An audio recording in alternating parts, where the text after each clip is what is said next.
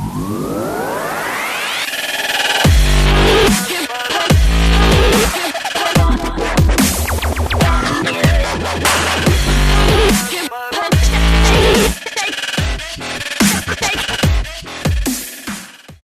ladies and gentlemen, and welcome back to Square Eye Syndrome TV podcast. Today is our Sherlock special. We hope you're ready to poke some dead bodies as much as we are. I'm Ben Gilman, your host. As always, I'm joined by the three titties. Introducing first a man who stopped masturbating just long enough to help us record this podcast, because we are obviously talking about a Stephen Moffat production. It's Tom Hill. Hey.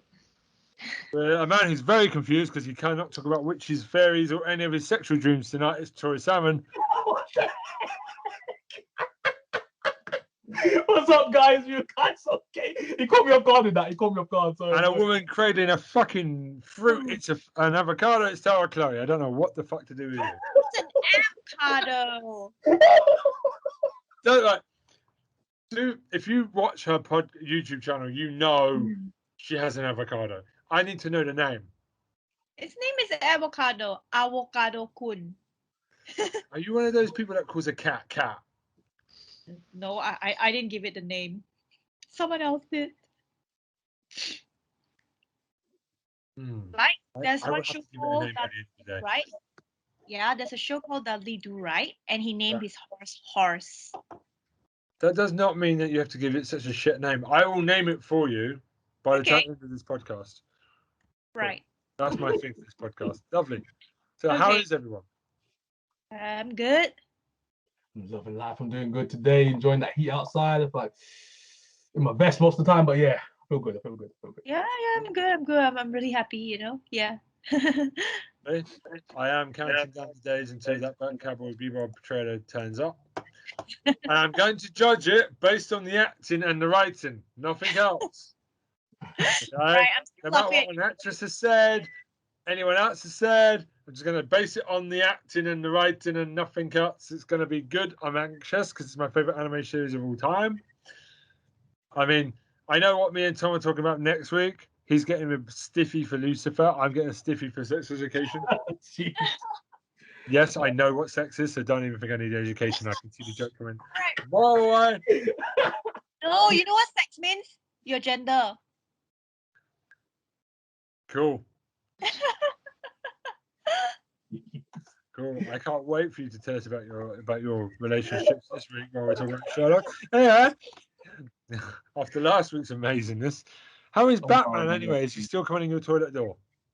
No such thing as Batman. Hello, Avocado's thread came out. I would refer you to episode 14 of the House of Animation about Secret Toilet Door Batman.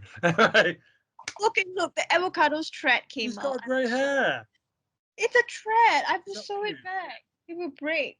You see? Straw hair. Yeah. Anyway, we're here to talk about Sherlock. Right. So, it's Tom's favourite show. Besides it being Tom's favourite sexual fantasy, let's talk about it. Sherlock is a British crime television series based on Sir Arthur Conan Doyle's Sherlock Holmes detective stories. It was created by Stephen Moffat and Mark Gatiss. Obviously, it stars Benedict Cumberbatch as Holmes, Martin Freeman as Dr. John Watson. 13 episodes in all have been produced over 4 seasons and a special. It's one of the first, as far as Tom, correct me if I'm wrong here. This is not the first time that modern day Sherlock has happened. Well, no, the two things came out almost at the same time. This and Elementary came out almost in the same year, I think. Oh yeah, they did. So basically, two ideas. 2 different companies had the same idea of bringing Sherlock into the modern era. Yeah. I don't believe that. America steals everyone's fucking ideas. You know how original they are. They invade other people's countries because they can't be bothered to make a new country for themselves. Wait, leave the politics out of it. We're talking TV. We're going there already. It's amazing we got an 80% American audience. Anyway. It is with you hosting, yeah. Exactly. I love my American audience. I love you guys. It's been praised for the quality okay. of its writing, acting, and directing. It's been nominated for numerous awards, Emmys, BAFTAs, Golden Globes. It's just fantastic most of the way until the last episode, but we'll get into that. So where do you guys want to start? It started in 2010. It ended in 2017. Should we start with the first season? It has not officially ended. Yes, technically. Wow. Okay. Good Good luck to the BBC affording their fucking wages after the Hollywood success, says I. Apart from the fact that a month ago, Benedict Cumberbatch said that he'd love to come back to it at some point in the future. That's In an just interview, let 1 him go. month ago, said that he would like to do another series, and Moffat has said he's already written it. So, where should we start with the first season, following the adventures of Doctor Strange and that Wakandan FBI agent from Black Panther? Should we start with him? Or do you want to talk about the Iron Man version with that guy from Captain Marvel as his sidekick? Oh, right. No, let's talk about Doctor Strange. Okay. I really did want a Marvel universe. Good job, Sherlock. Cheers. They didn't do that. Anyway, Right. So Iron Man and Doctor Strange were Sherlock ones. They both cosplayed Sherlock ones. yeah. Oh, I'm going to focus it. I'm going Yeah. to focus it on. First of all, I think we've spoken about Stephen Moffat so much on this podcast. Tom, why don't you get your dick out on the table, slap it hard, and tell us about how much you love Stephen Moffat? Go on. Oh my gosh. Stephen Moffat is a very good writer. He's a clever guy. He's good at suspense, and just pure chance that he happens to have picked two of my favourite characters ever in history as things he's written TV shows about in Dr. Jekyll and Mr. Hyde and Sherlock Holmes. Yes. So where are we in the Just so timeline of happens that Moffat when this was created? Where you know a lot, you're the historian, Boff. Where are we in the timeline of Stephen Moffat when this was created? So Stephen Moffat wrote a TV show that wasn't very popular in the early 90s. Then he did Coupling. Then he did Jekyll and Hyde. Then he did Sherlock. And Sherlock came about while he was doing Doctor Who. So I think he was actually on a train to Cardiff to film an episode of Doctor Who with Mark Gatiss in it. And the two of them got talking about the fact they both love Sherlock Holmes stories. And that's how it came about, as I understand it. Okay. So that's what they kind of tagged up real quick. I think I know that he and Gatiss were on a train to somewhere filming something else, and I think it was Doctor Who, but I don't know that for certain. But I think it was. Okay, cool. Sounds awesome. Basically, what it was Gatiss and Moffat were talking about the fact that they loved the Basil Rathbone version of Sherlock Holmes. Okay. Yeah. Which had a bit more. It played on the sense of. It had a bit more of a sense of humour. Other adaptations haven't really gone with the funny side of things, and there is a lot of humour in Sherlock Holmes, but most people have gone with the serious side. Whereas the Basil Rathbone stuff from the 1930s and 40s has a little bit of a nod and a wink, and it doesn't take itself too seriously.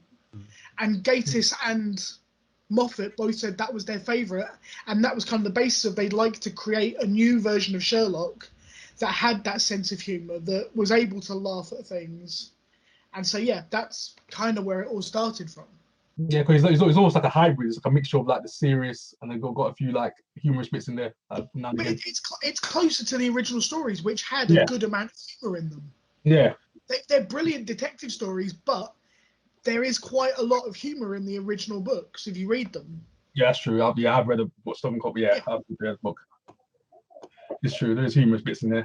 Yeah, it's true. But there's a lot played on the serious side of Sherlock Holmes because it sells. Yeah, obviously there's a lot of serious stuff because you're dealing with murders and robberies and shit the whole time. But it is itself.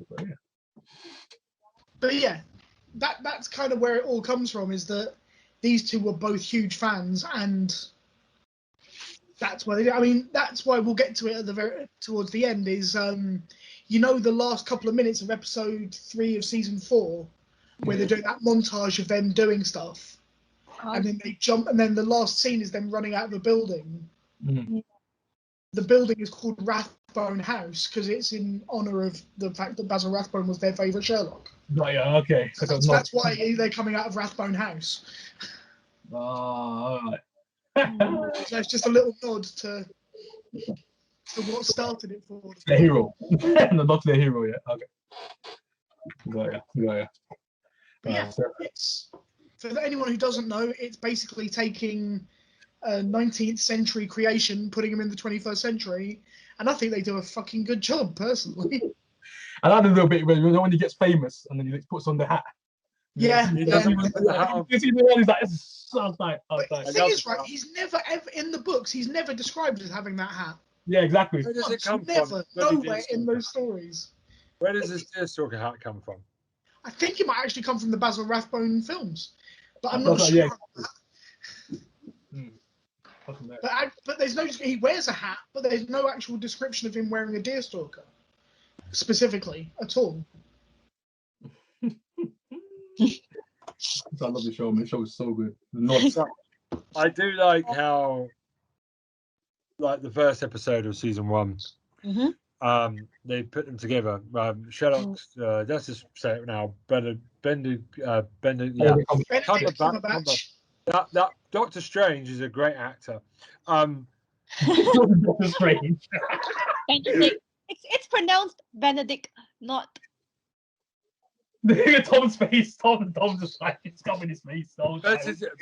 Benedict Cumberbatch. Ben, just call him Ben. Let me touch a snap. Just call him Ben.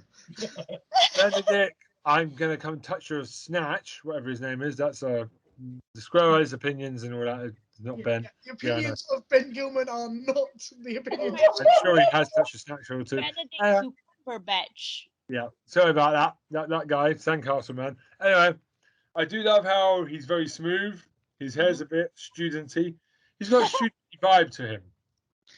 Yeah, I guess so. Yeah. He does. Like, yeah. Well, that's his natural. I would like to say something. Do you not think he's a bit of like a riotous student, like a little bit of a Ivor Bell? He reminds me of Tom Baker's Doctor a little bit with the hair and the way of against authority. Like fuck you, I ain't got time for this. Yeah, I can see that. Yeah. That's his natural curls. You can like. Curls, like yeah, it's very that's kind of school-esque. Yeah. You know what I'm saying? Back in the day, if it was what do you call them? Back in the 50s, 60s, kind of private school-esque. The hair's just wavy and the way it's on certain side, short-looking sides almost. I mean, so I'm just gonna get on with it because we've got a long way to go here. I'm a big fan of the first episode because it's really natural. They've upgraded John Watson to a former Iraqi soldier. Soldier, yeah. He was a war veteran, or I'm not wrong, a former soldier. Yeah. Yeah. Well, you say that they've upgraded him, but actually in the original books, he's a former armored doctor who was fighting in Afghanistan. It just so happened that another war in Afghanistan happened in the early 2000s. Yeah, again, yeah. To use it. Yeah. Okay. So actually, they brought it right back to the original character. Well, the first episode's called A Study in Pink. I like how it's kind of set up as a crazy comedy. There's two crazy flatmates as well. It's kind of like a little comedy. Yeah, it plays on the traditional odd couple thing, but it works nicely. I mean, obviously, it's A Study in Pink, which it's one of the closest adaptations, I guess, to an actual Sherlock Holmes book, because it's A Study in Scarlet was the very first Sherlock Holmes book, which is where Sherlock and Watson meet and all of that stuff. So a lot of the stuff that they've got, a lot of those conversations are very similar to actually the original book quite a lot, because one of the first things that Sherlock Holmes said to Watson when he walks into the room is, "Oh, I see you've been in Afghanistan," in the books, and in the TV show it's Afghanistan or Iraq. And so I was like, that's nice, I like it. It's just perfect. No, perfect. Off the bat, you went in there. Yeah. Yeah, okay. That's tight. I like how you just literally went into the story straight away. It's like, bam, I'm gonna hit you with something, and then I'll say, okay, this is why you're from this place straight away. We need to discuss the mistreatment that is Molly. Oh, yeah. Okay. Molly does get her revenge on Sherlock by shouting him down later seasons. But I love Molly. I do love how Molly just moves past Sherlock. She doesn't end up being the "I love you, Sherlock" thing. She just moves on and basically calls him a dick later on in the seasons. Yeah, but she still loves him. Yeah. But she moves on, which I'm glad to see. Well, she moves on and then she gets rid of her fiance and ends up not really moving on that much by the last episode. Okay, fair play. I would say. That's true. But I do love the smooth ways Sherlock just says 22B Baker Street or whatever it is. 221B. 221B. It's not wrong. And then he just goes out the door like a smooth motherfucker, and you're like, yeah, you're smooth. That's how he gives his phone number to ladies. Wow, it's not really a phone number, it's just the door number, like the unit number or something. I know, but it's so smooth the way he says it with the little wink and the little. Yeah. That's brought me to my first pet peeve of this show, I've got to say. Oh, no, okay. What's good? That on the front door of the building that they live in, it says 221B. Yeah, but there's clearly 3 flats there, so it'd just say 221, and then inside you'd have A, B, and C. So Okay. why is it 221B is the one that's advertised on the front door of that building? Sorry, it's a really minor. Yeah, because outside it wouldn't even have that. Yeah, it's true. I've never seen that before. I've never thought about that before. Yeah, until you brought that up. I was like, oh, sorry, like I say, it's a really small thing, but it's just a pet peeve. 221B. I was like, oh my days. Yeah, because why would there be a B outside the matrix? I mean, yeah, you're making me go through it now, Tom. Tell me, make me think about it now. It's got great actors in it. I mean, we've got professional. The first episode even has what's his face? My brain's gone out of my head. What do you think about? I don't. Which character are you referring to? Then at least we can work with it. The taxi driver. Taxi. Oh God, I know. Oh, Phil Davis, professional panty sniffer face guy. Oh God. Gee whiz. He looks like he's always orgasming. Oh, He always looks like he's coming in his pants. Phil Davis. that's really good. Davis. Legend, Phil Davis. And he always looks like a freaky motherfucker, no matter what role he's in. Maybe he does that in the street. Maybe he gets pulled over by the police because he looks suspicious. I don't know. I don't know. Even in interviews, he looks suspicious, like he's going to be arrested any moment. Well, obviously he played the devil in Being Human, didn't he? Well, yeah, because he always plays an arsehole. Right, let me try to find his name. I'm not saying he is an arsehole. It's Phil Davis. Phil Davis, the legend. Yeah, he's the one that always looks like he's sniffing pants in midair. The opinions of Ben Gilman are not. Yeah. Right, I think you're gonna have to check IMDb for that. Dear Mr. Davis, if you wish to sue any of us, it was Ben. Yes, sue Ben, please. Thank you very much. Always Ben. Always Ben. Always Ben. Right, I'm actually checking the IMDb. What's the name of the taxi driver again? Phil the character or the name of the actor? Okay, the character. The actor is Phil Davies. It's an old joke from back in the Being Human special when I called Phil Davis a panty sniffer. Yes, we recall that, yeah. I probably said that the opinions of Ben Gilman are not at that point as well. The origins. Oh my God. Oh God, I can't believe I'm actually looking at this. Taxi driver. Ah, okay, right. Okay.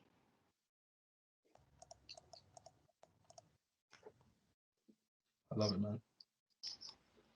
That's good actor because it's true. No one looks at why Tyra's looking at that. So, what do you think of the first episode? Because it's kind of there is a pilot, which I've seen. Have you seen the pilot version? Yeah, it's okay. It's basically a shorter version of the one that got put on screen. Oh, okay. They just extended it slightly, and where this is on there. Watson and his friend from the hospital meet is somewhere else and things like that. It's sort of scaled down version of what they did in the end. Do we think that Sherlock's autistic? I don't think so. Like, I'd say he is. Yeah, he's a high functioning sociopath by his own yeah, like he said in the show. Anti, not very good with people. He's not good with emotions. He's not good with people. He doesn't read the room well.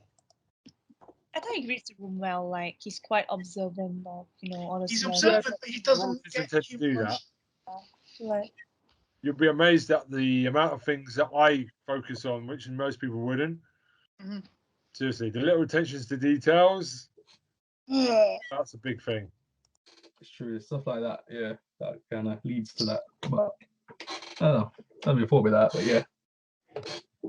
Yeah, I thought he was just like very astute, but at the same time, he has got that them anal, like strong. Yeah. Things have to be the Yeah. way he wants. Yeah, literally like. But even when his house is a mess. But yeah, I mean, a lot of people would put down that someone with autism couldn't have a messy house. That is so untrue. Not. Tom will back me up here. The people we support, that's not always true. No, well, I have autism and my flat looks like a bomb site. So. Wow. Maybe a really, high I'm IQ. autistic, and I have my wife to tell me to tidy up. She's like, Ben, you gotta be comics everywhere. Pick him up. I was thinking that he could actually have a really high. Sorry, Tara? I was thinking that he could actually have a really high IQ. Like, I'm not sure how to say this. There are people with a really high IQ and they don't mingle with others.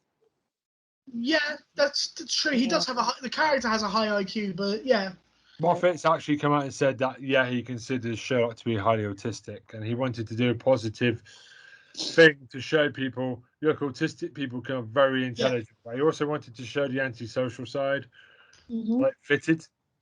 Well, I think they nail it really well. There's things about him that you can dislike, but you don't doubt that he's a genuinely good person. He's just he's socially awkward. Yeah, exactly. Yeah, but they never say the word autistic. It's implied, but it's not it's never stated. It's implied. Yeah, and that's really good storytelling. Yeah, absolutely. So I know, obviously, Phil Davis is the most obvious bad guy in the world. Taxi driver. Obvious bad guy in the world. He's definitely done some panty sniffing, so he stops killing people for 5 minutes. I don't know. If you're looking at that first episode, I mean, who would sniff a panty? Seriously. I mean, he's only upset because Martin Freeman's Holmes is Watson's very close to sniffing his pants. So, so basically, I find Watson and Holmes trying to be friends is really funny in the first episode. Okay, right. Lestrade, I love Lestrade, sarcastic police inspector. Good actor as well, yeah. I love Rupert Graves. Love him. I do want to say the bit when season 3, the first episode where he sparks up a cigarette, and he just goes, "Oh fuck," basically "fuck you" or something, like to Sherlock when he comes up the shadows, is quite funny. That's season 3. Yeah, I know, but it's one of my favourite moments. You bastard. You bastard. But I want to just one thing. In episode 1, I think that they actually set up someone else to look like the worst person in that until they introduced the fact that it's Mycroft. He's set up as looking like the real baddie of that episode for quite a long period. Yeah. You don't know who the hell it is. And he's obviously got major clout. And then you find out at the end that actually he genuinely does care about Sherlock. He's just interfering. I even got that throughout the first season. I was like, he cares. Yeah, I feel like he's just like a.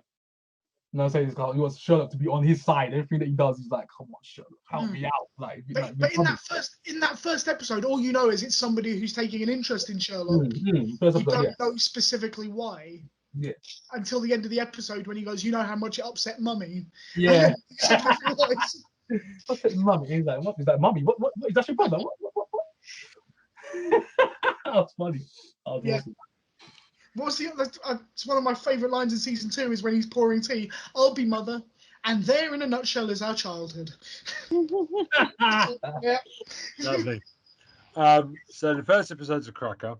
Yes. What do we think of the when you see the flat, like the apartment? Do you think it feels very, when you think of old Sherlock Holmes, other like you would expect it would look like that in other versions, right? Yeah, most likely, yeah. The recreation of the exact flat. There's actually the show house on Baker Street that's supposedly Sherlock's house. It's the Sherlock Holmes Museum. Yeah, it's quite cool. Have you ever been there? It's great. Yeah, I've been there once. Yeah. Like, Never been there. What's it like in there? What's it like? Pretty antique, pretty vintagey, and yeah, pretty cozy. I like it. I've been on the set. I managed to get Yeah. on the set Just once. around. Yep, and just around the corner, you can see flamingos in Regent's Park.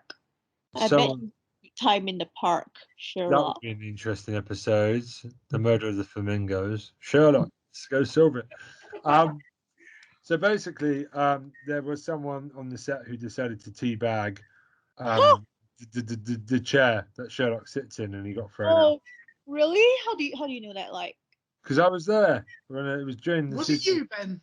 No, right. When you say tea bag, did you mean taking a tea bag out from the packet and putting it no, there? no. I mean, you know what I mean by teabagging, right, Sarah? Human tea bag or His dick on the couch. I thought tea bag meant the balls. Not a the- teabag, It is sweetheart. balls, I yes. think you need to It's a understand. mixture. Yeah. It's a dick. I thought tea.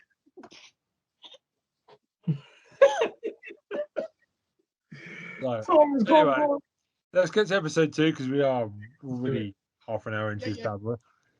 What do you think of episode 2, The Blind Banker? Because it's about the Chinese crime syndicate and Chinatown. the Black Lotus. Not a lot of people talk about this one. Really good. I recognize the lady from Crazy Rich Asians. Yeah, Is it the girl from Humans as well? So, isn't it? yeah, that's her. Yeah. Yeah. Asians. Gemma Yeah. Chan has been in everything. God, She's awesome. She's really she's good now actor. been in 2 Marvel movies, for God's sake. She's traveling up in the world. Yeah. Good actress as well. Yeah. She's really good. I've been saying it for years before she got into Humans and stuff. Watch Gemma Chan. She started appearing in Fresh Meat and Doctor Who and other shows Yeah. in bit parts. And I was like, she's going to get a big part one day. And she's, from Humans onwards, she's just skyrocketed up. I'm so happy for her. I mean, she did get a big part in Crazy Rich Asians, but Yeah, but that's what I mean. She's so the movie is tailored proud. to She's English and she's a good actress. You know? She's awesome. She's awesome, man. She deserves it, bro. She's Yeah. some- In terms of this episode, it's another good adaptation. It's got a mixture of bits from a couple of Sherlock Holmes stories in it. Really, it uses bits of the story of the Dancing Men, which is somebody's leaving messages for one of the characters on a wall all the time, and they just transferred that to Chinese characters, which I thought worked very well yeah, it works. because it made sense. Yeah, and, translated. Yeah, secret organizations. Black Lotus. There's one, I think it's His Last Bow was the book where they're deciphering a code using they use the encyclopedia, but using like a road atlas thing, a book that everybody would have. Yeah. And yeah, so it's a mixture of those two things done quite nicely, I think. Yeah, that roadmap thing was a nice touch. It's like, interesting. Use the roadmap. That's kind of tight. But yeah. I mean, it's obviously things like the guy managing to climb up a sheer building is weird, but kind of cool.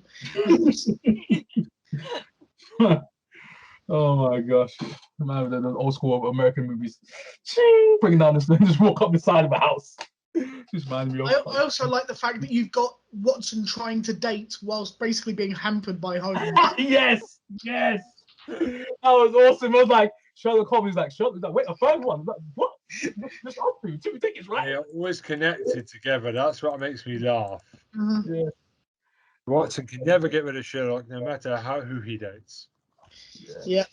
I love it, man. I should get closer and closer. He's looking at her like, rudimentary. He's like, I hadn't realised that Una Chaplin plays one of John's girlfriends in the show. Oh, yeah. You know, the boring teacher one, the one that Holmes gets it wrong, goes, who was after the boring teacher? And she goes, nobody. When he's trying to remember who the girlfriend is. Oh, yeah. And that was Una Chaplin. I didn't realise it at the time, but yeah. Oh, snap. I didn't think about that. Oh, freak. Because I think that was probably before she did Game of Thrones and played that character in Game of Thrones. Yeah. Oh, which actor is that? She's the one who marries Rob Stark in season 3 of Game of Thrones.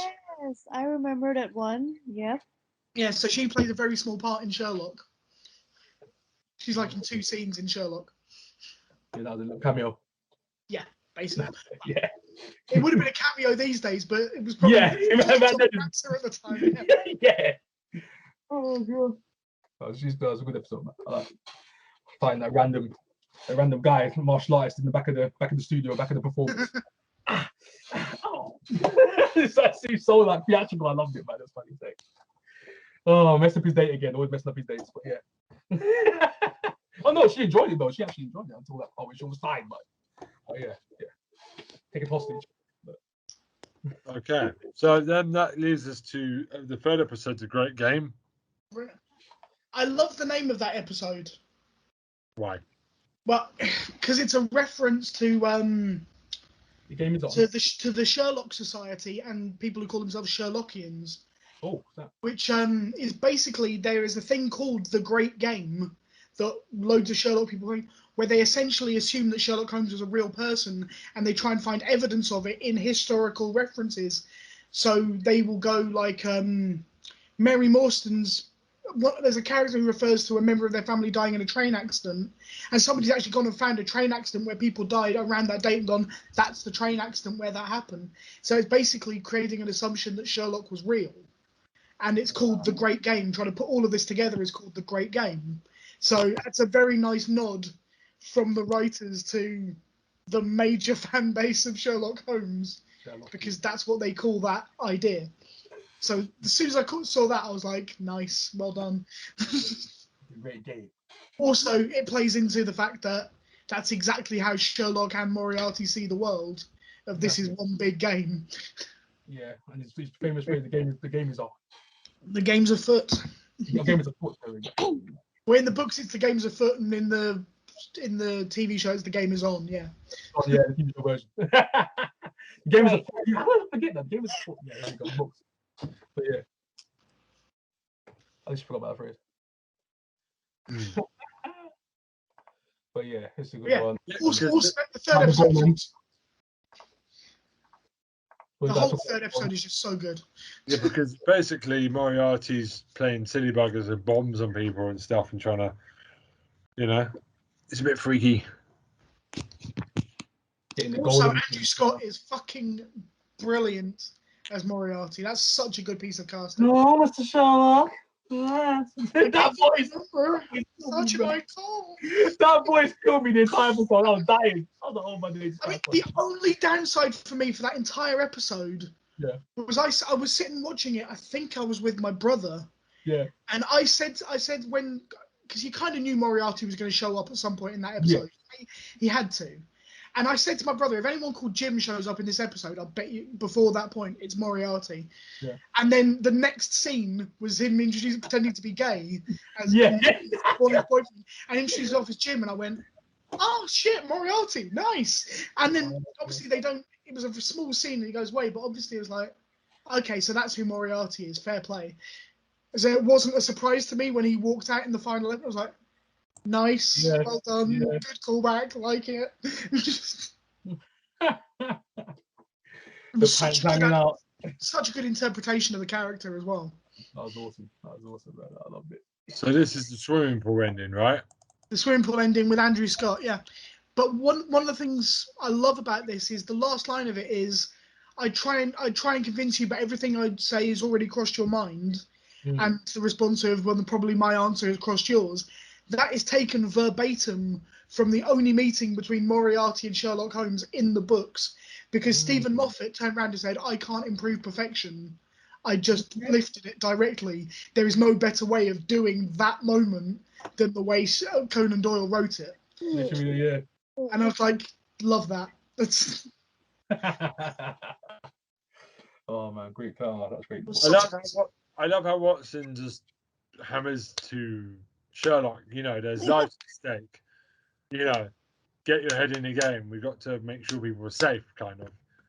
Yeah. Because Watson's always the human side of Sherlock, really, I think.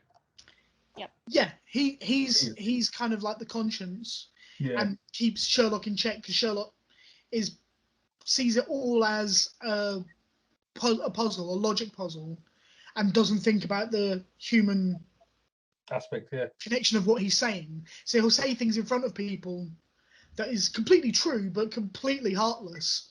And it's just he's not thinking about it. He's just blunt, that's all. Yeah. Like, we're blunt. Not care about people's feelings. That's for damn sure. Get it done. It's a wrap. I care about your feelings. Back when you saw that woman, was it at that the guy on the train track some episode, was it? And he goes, "Oh yeah, I knew that person." He's like, "Oh yeah," and just got normal the water topic. He's talking to her and he was crying and just walks off. That's funny. That's awesome. He basically said it's a highly functional, sociopath. So he can tap into those emotions when he needs to, and then shuts it off whenever he wants to just walk off and go about his day. Which I like about it. I love to play that in certain times in the show, which I like. Yep. Okay. Crazy. He's like in a way a Dexter type. Yeah, kind of, yeah. That's what he is. He can blend in with the real world at times if he needs to, and then just kind of duck out if he needs to. But yeah. So what do you guys think of the first season? Because I thought the first season didn't have a weak episode. No, all strong. Yeah, it was pretty alright so far. Season 1 was awesome. Right. Perfect. That introduction, that's that leading with the golem and what's up, and then just leading with the Moriarty stuff. Yeah. Yes, coming in like that voice, oh, that nerdy thing. Like a different Sherlock. But Sherlock is all set in the Victorian era, but this time it's in the modern era.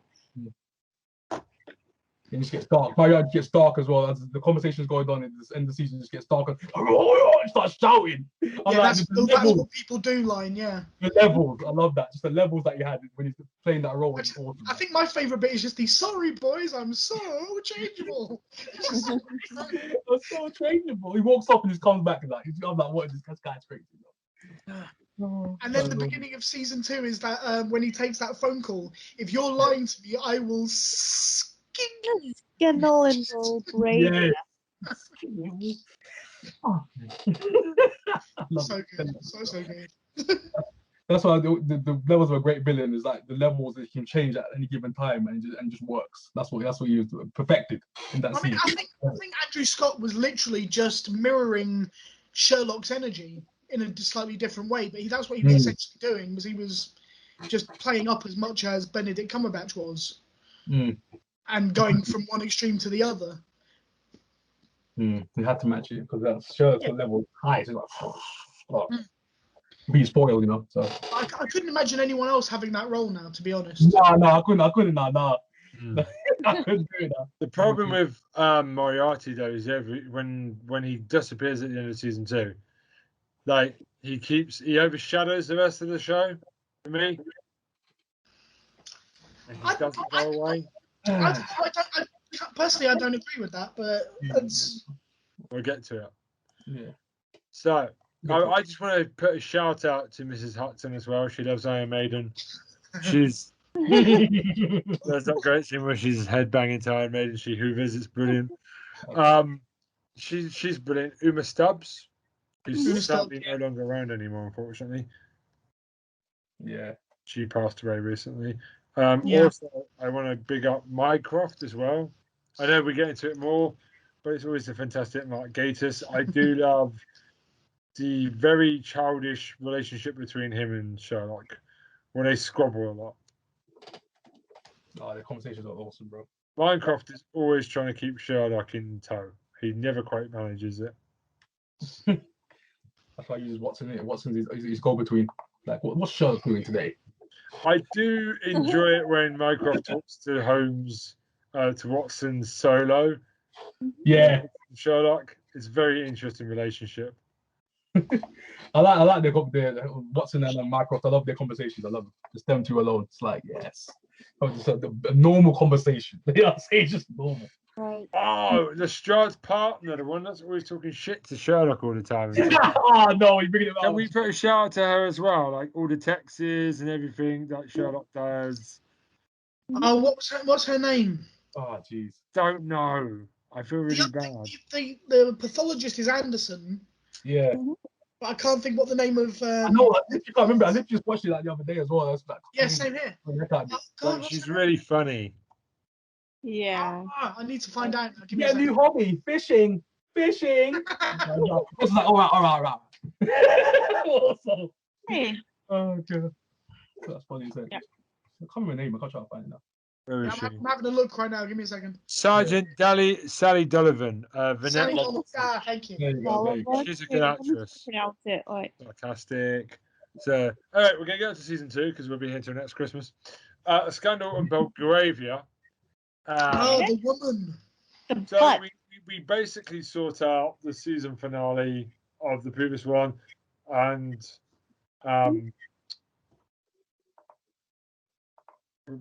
Mycroft, no, not Mycroft, Moriarty fucks off for a while, and we deal with what's her name? Adele, Irene Adler. Adler. It's a very interesting Sherlock flirting with a woman. Very interesting, this one. Mm-hmm. I'd say it's more her flirting with him, but yeah. Female version of him, though. She's an interesting character. What do you guys think of her? Because she's got a lot of blackmail material on people. Mm. Which Well, is kind of like the character in the story. Just walks around naked. It's based on A Scandal in Bohemia, because the episode is called A Scandal in Belgravia. yeah. Which is loosely based on A Scandal in Bohemia, with a character called Irene Adler who has some compromising, I think it's a compromising photograph of somebody. So they then just compromised in her lack of clothes. What? She wants to talk about lack of clothes. She's got a whip. She's got no clothes on. Yeah, that wasn't in the original story. I would just like Still to funny. No. Martin Freeman's face when she's just sat there naked is hilarious. I don't think he knows where to look. Yeah, exactly. Definitely, bro. Charlotte's like, whoo!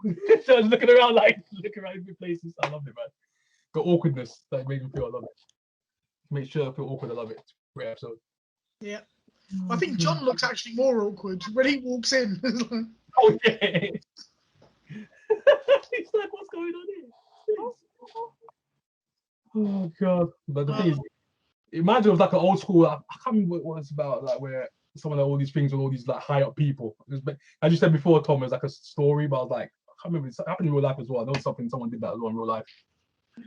A story. We have all these people, these high profile people who've got stuff on them. Yeah. And, there's a few people who've done that in reality. Yeah, that's a specific person about that, but yeah. I think that wasn't there a madam who ran a brothel and like loads of the government were going to that brothel and she had info. Yeah.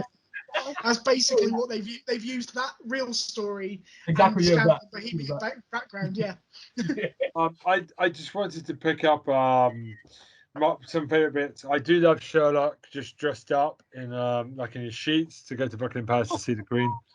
That's a classic scene. And they're both laughing. Fan service. Buckingham Palace is quite funny. Yep. Oh yeah, we saw it's butt, right? And also, I just kind of find Moriarty staying alive, taking the phone call. I've got there was Sue Virtue, who's the producer, also Stephen Moffat's wife, was at a funeral when somebody's cell phone went off. It was most inappropriately playing "Staying Alive," so she told her husband, and he decided it was a perfect ringtone for Moriarty. Yeah, it probably is. Yeah.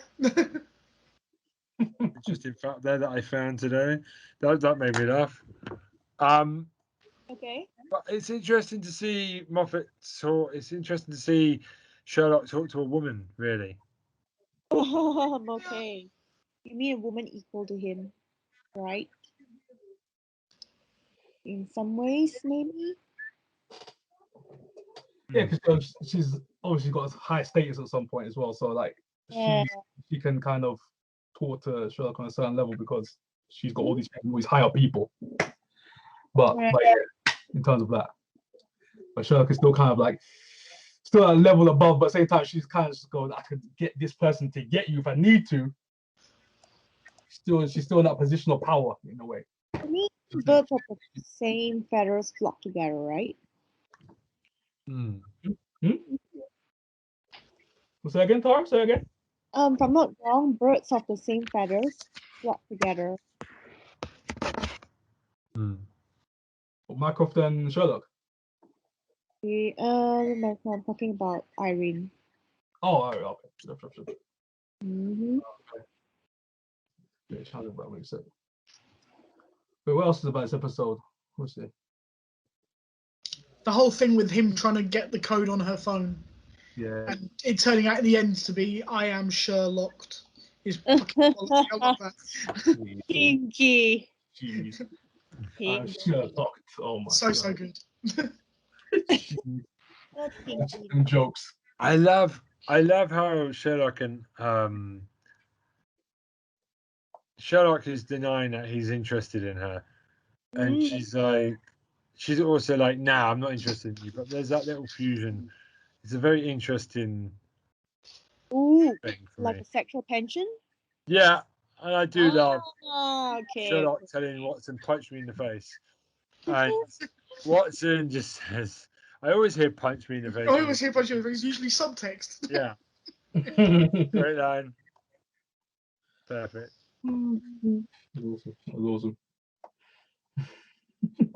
Yeah. I do love also Sherlock shooting the guns into the air.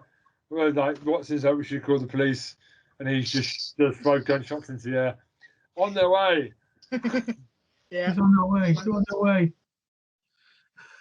Do the little point break. It's on their way. It's on their way. So I was the first scene I was like, oh my days, point break. I also love like Watson asking Sherlock, are you wearing any pants? And he goes, no, and they start laughing. Yeah. Watson wants to steal an ashtray. Watson says, are we here to see the Queen? Mycroft walks in and they both start laughing at him. And Mycroft's just like, can you seriously behave like 2 grown-ups? Sherlock Holmes, put your trousers on. Oh, And God. Watson says, we solve crimes. I blog about it, and he forgets his pants. So I wouldn't hold out too much hope. Yeah. Such a great line. Yeah, that's pretty much the line. Yeah. Oh man, I love that aspect of the blog stuff. I love it. Just blogging. And also, like Sherlock on the phone to Lestrade, we've had a breaking up Baker Street. Send your least irritating officers and an ambulance. Brilliant. Oh my god. Oh, that's with the American guy, isn't it? When he says what injuries the guy will have before he's hurt him. Yeah. My favourite bit is how many times did he fall out the window, and Sherlock just decides it's a bit of a blur. I lost count. That's a bit sarcastic from No Lestrade, idea isn't it? on that. That is a good line. Anyway, I forgot about that. That's a good line. Literally forgot about that line. Like, literally, I was like, oh snap. Oh gosh. I love Sherlock congratulating Molly on having a boyfriend. Oh, sounds like a burn. I don't know why. He's a total dick to Holly and Molly the whole way through. This guy's a scumbag, bro. He's a legit scumbag. It's a shame that we never see her come back. But she kind of does in a couple of places, but not like fully. Yeah, full on. See glimpses of her, and that's it. So there's references to her because what is it? She obviously appears in episode 2 of season 3, but it's part of Sherlock's memories, not her actually being back. And then you get the whole thing with her occasionally texting him, which comes up in season 4. Oh yeah, she does have text him. Yeah, keeps him up to date. Yeah. Especially from time to time. He's like, they're like, Sherlock, what's that? He's like, yeah, it's not. It's not.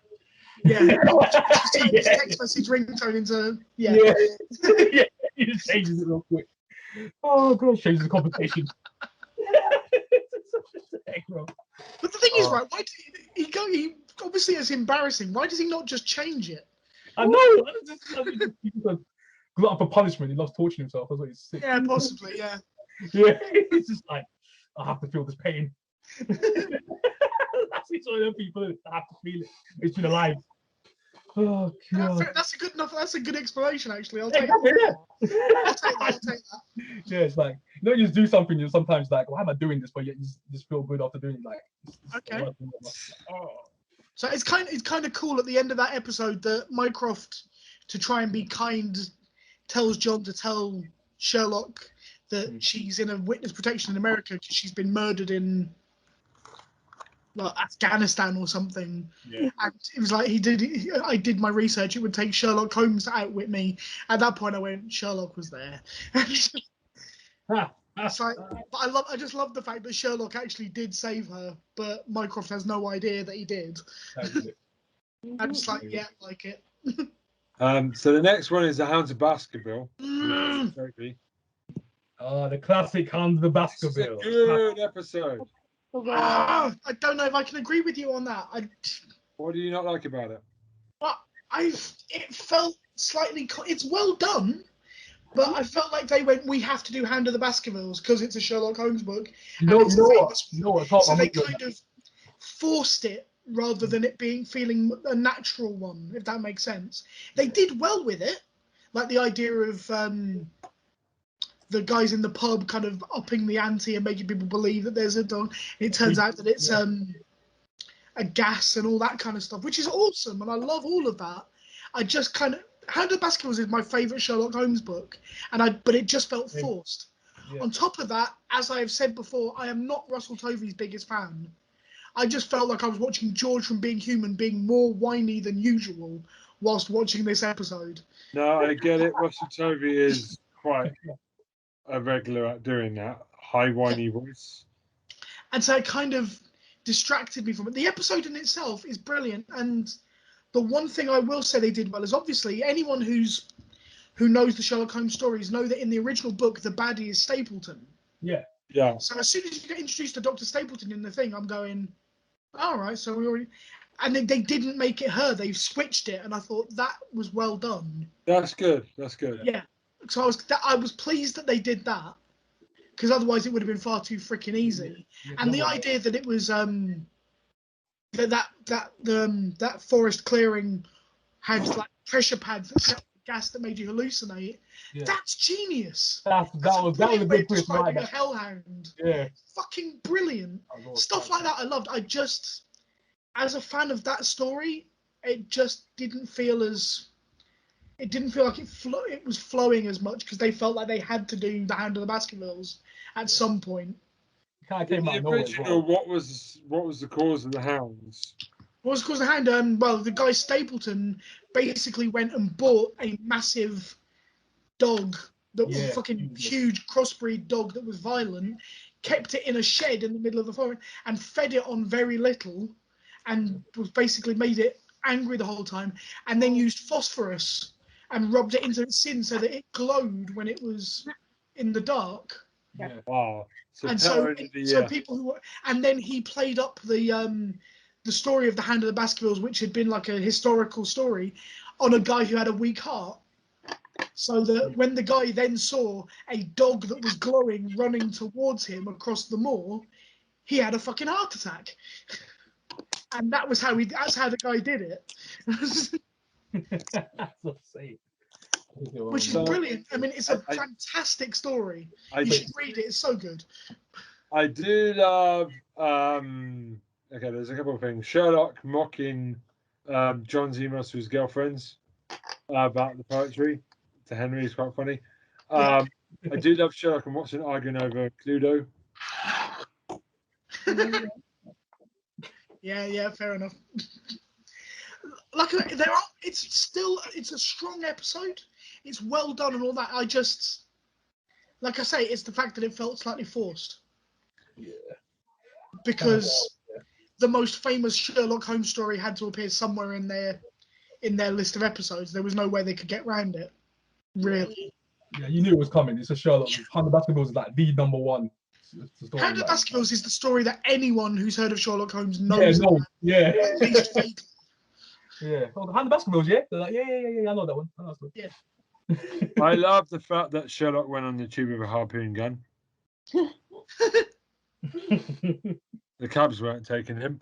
I also love Watson taking the piss out of, did we just break into a military base to investigate a rabbit? Yeah. Poor rabbit. I love the lovely bit where Sherlock basically says, "I don't have friends, I have just one," which is him saying to Watson, "You're my friend." That's a lovely moment. Yeah. Yeah, good time. No, that is a nice moment. Yeah. It's beautiful. It's true. Especially after early on in the seasons where he goes, "This is my friend Watson." Watson's like, "Yes, this is my colleague." Cut him off before he finished the sentence. Like, "Yes, my colleague." Yeah. That's it. Oh, so it's a good nod. I like that. Okay, so that's that one. Then there's the Reichenbach. The fall of Reichenbach. Reichenbach fall. Thank you.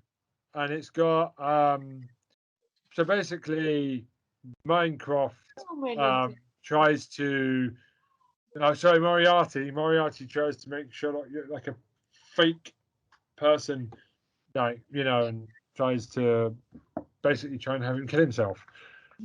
Tries to discredit him, yeah. Yeah. What do you think of this one? Because it's got Catherine Parkinson in it. Perkins. Yeah, it's a good episode. It's a really good ending. And I remember people were freaking out about this for 2 years about how they got out of this.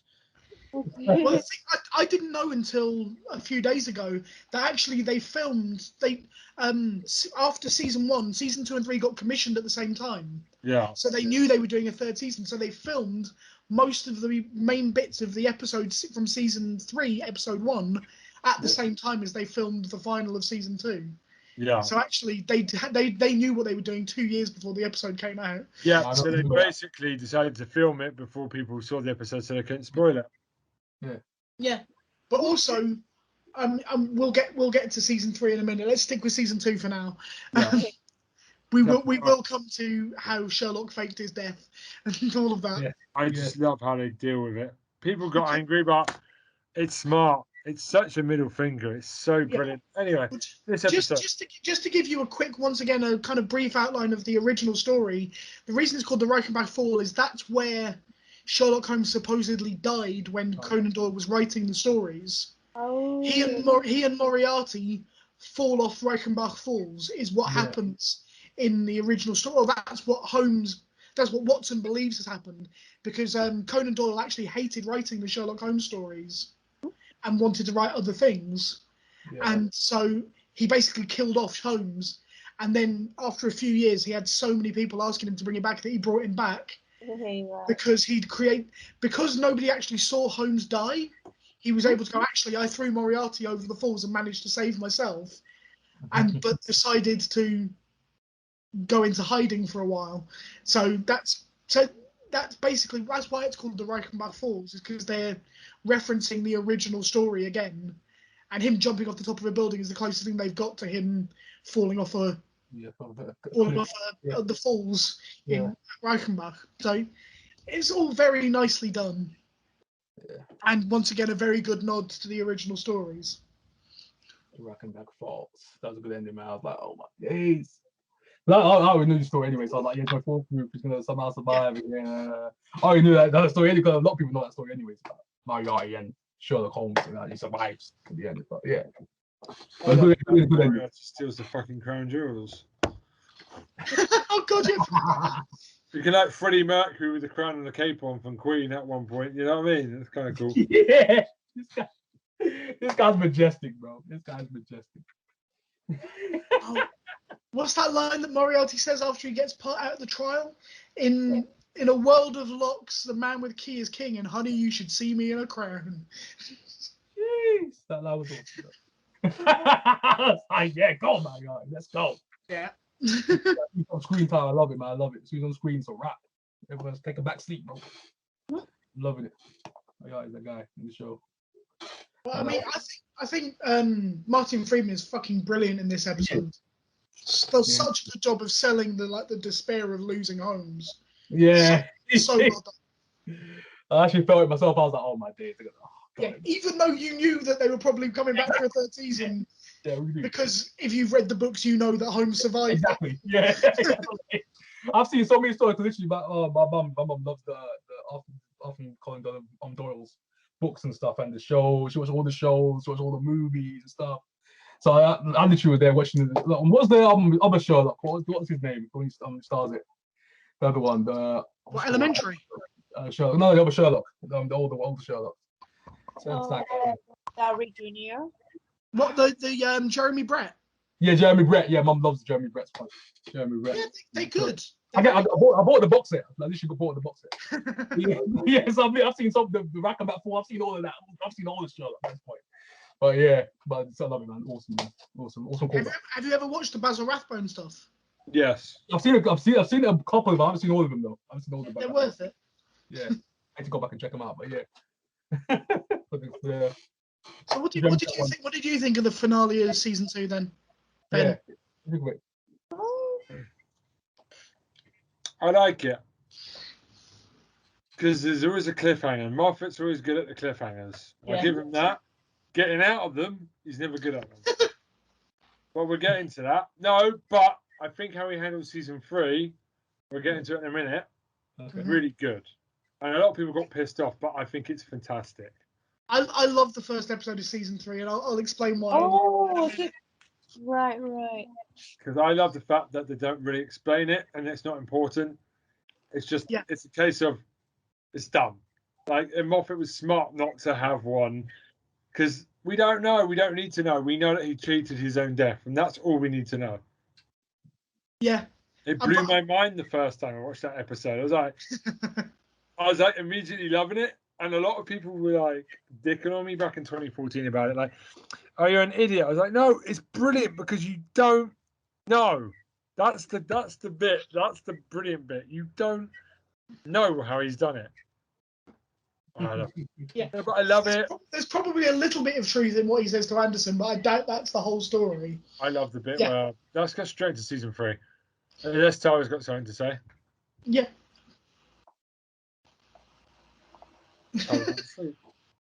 I guess not. You know. I'm going to poke Tara now. I've got a name for your avocado now. Okay, so what is that name? Buck Strong. What? Buck Strong? Oh, yeah. Why? I don't know. Little Johnny Sword. Dirk Greer. Porn star names. We're going to give your avocado a porn star. Oh my gosh, this guy, bro. Oh. How about Rod Moorhead or Perry Big? Pede Big. No, none of that. Titus Manhammer. That's the best one. Guy, Titus Manhammer, the avocado. What do you think of season 2, Tara? Oh my god, I love it. Oh. Shall we just move on to season 3 then, Ben? Yes. So I want to get straight to opening season 3 because I just love how everyone's blogging about it. Twitter generation. I do love how they have a bit of a laugh of it, like the bit where Moriarty and Sherlock are about to kiss. That made me laugh. Like, that basically tells me you're taking the piss already. You know why they did that? Why? Basically, there was a shit ton of fan fiction about how Sherlock survived. Yeah. So loads and loads of people wrote fan fiction, and basically they picked their favourite ones and filmed them. And that was all they did. They picked a whole load of fan fictions and went, let's do that. So the one with Darren Brown, somebody suggested that, and they went, well, let's ask Darren Brown if he can do it. And he went, yeah, all right. And that was it. So just... Yeah, the same for Game of Thrones, Jon and Daenerys. Fan shipping, so that's why they made it happen for higher ratings. I think it's great, though. I think it's a really brave thing to do. I love the fact that Moffat has a laugh with the crowd. Some people think he's a bit of a prick, but he does love the fans. But he does sometimes feel like, you should all stop complaining so much and just enjoy the ride. I mean, that's one of the things, when he explains it all to Anderson at the end, and Anderson starts going, no, that's not right. And Sherlock Holmes just goes, everyone's a critic, and walks out. Yes. Yeah, that's Moffat. I love the fact that he doesn't tell us what it is. Like, it's a good way out because it lets the fans do the imagination. And Moffat says, whatever you think it was, it is. It's yours. Yeah. Yep. And it's a play on the ball. Bullshit. Like Moffat does writ himself into a black hole. He doesn't know what he's doing. The new season will suck. People really overreact a lot now. This was the start of the time when the internet started to overreact to everything. Yeah. This Well, was it. he's a polarizing figure, Mr. Moffat. But I love him. And he doesn't always get it right, but most of the time he does. His hit rate is pretty fucking good. I would like to say one thing, though. I don't know if I've ever said this in the podcast. I like how he's brave. He doesn't always land stuff, like his Doctor Who stuff. 50-50 at most of the time. But I love the fact he wasn't afraid to try something. Well, didn't he write Blink? Done.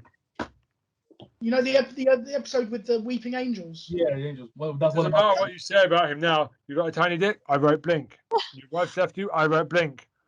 But that's my point. Blink is one of the best episodes of Doctor Who ever. Yes, it is. It is. So anyone who criticizes him, that is a piece of fucking genius, that episode. It's one of the scariest baddies they ever created. And it's a baddie that never speaks. I just love... Anyway, let's get off of Doctor Who. Even I am not comparing them, but like, I do think people should give Moffat a lot of love and respect. And I'm looking forward to whatever he works on next. Because he does make TV exciting, doesn't he, when he's here? Absolutely, yeah. He does. I think people forget that now. That's probably why he's not done a huge amount for a couple of years. He's probably either working on something very specific or has decided to take a break so that people will start appreciating him when he does come back. Yeah, if he's taking a break, I'll be taking a break. Also, like, I bet you all the Doctor Who fans wish he could come back after the last couple of seasons. You know, because, dear God, at least he can write something exciting, unlike Chris Chimble. Yeah. So, fuck you, Chris Chimble. Here's your weekly shout out to Chris Chimble. Go suck a dick. Many happy returns, which is the first episode back. This is the first appearance of what's her face? The wife of Amanda Abington, Mary Morstan. Yeah, Mary Morstan. I don't like Mary. I don't like Mary. I think she's a great character. I don't think she is. She's a cold bitch. I disagree with that. You'll most probably get a better time talking to a brick wall, more warmth and advice from a brick wall than her. No, I disagree with you entirely. I think John decided it was either her or Mrs. Hudson, and he decided, right, I better get a woman in. No, I disagree with you in every possible way. Oh my God, that's savage. That's okay. You can disagree with me. That's fine. That's the beauty of talking. But like, come on. I think it was a necessary addition. I mean, because we know who the man is in that relationship, don't we? We know who wears the pants in that relationship. It's not Watson. Yeah, and there's nothing wrong with that. There's nothing wrong with that, but I just think he's got bad taste in women, that's all. What exactly do you have against her? I'm intrigued. Ben and Tom I just don't like Mary. That's it. I just don't like. For what reason? I don't like something is not an argument for it. I just don't you like actually have to back it up. I just don't like her as a character. I can't put my finger on it. I just don't like her. Oh, yeah. But I do find the beginning where Sherlock's trying to get John's attention that he's alive is quite funny and hysterical. And the bit where Watson punches him in the face is funny as all hell. Yeah, and the build up to it, I loved it. I punched the face. Yeah. I do like the Mary Sherlock relationship, though.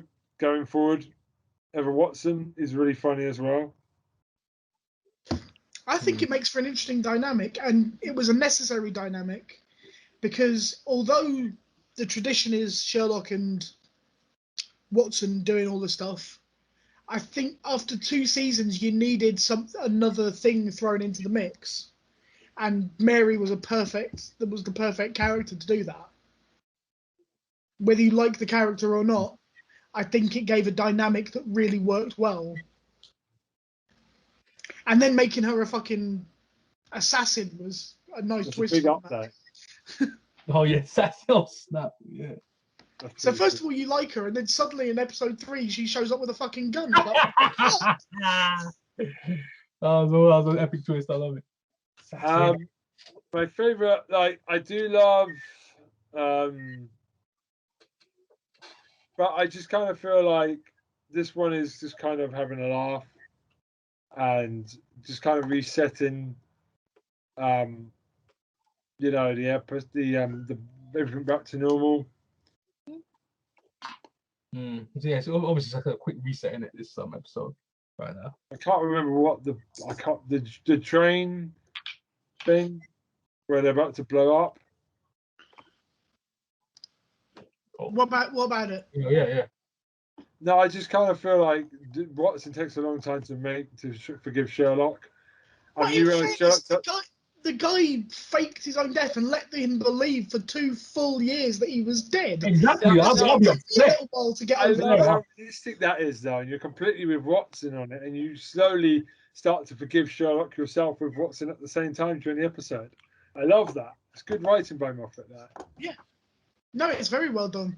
But also, Sherlock is a cock. Knowing how to turn that bomb off, but not telling Watson. That's just... It's flipping scum. Yeah, that guy, man.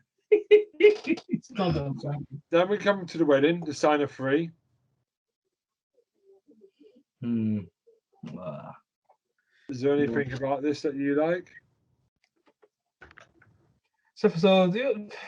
The episode's alright. I just wanted to see the Sherlock Watson drama. So the most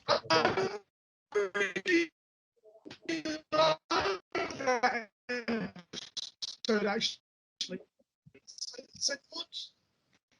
it's an odd episode, but I like it. Say that again, Tom. We just. You sound like a Dalek. I think the audio was lagging. Right.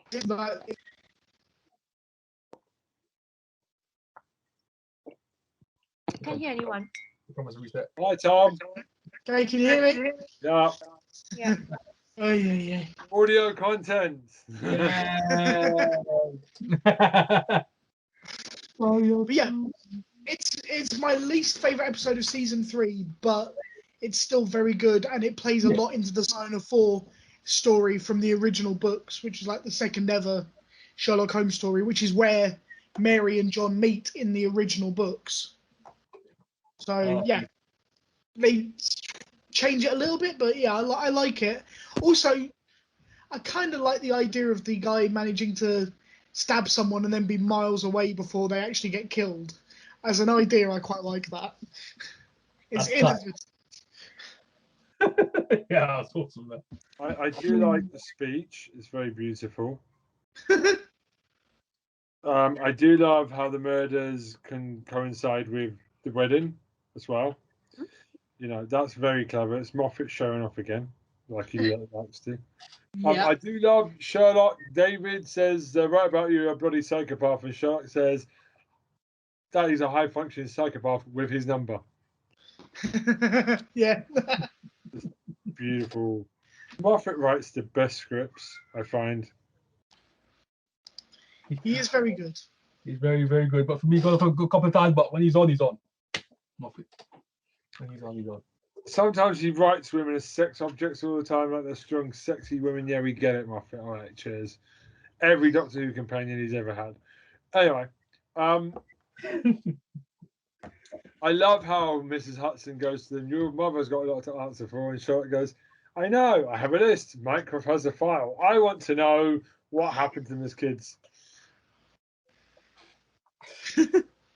No idea though where they went or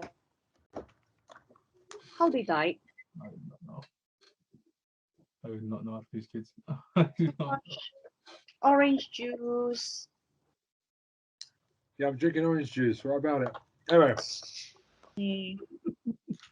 I do love when Sherlock says to Mary, when you deserve this man, when I say you deserve this man, it's the highest compliment which I'm capable.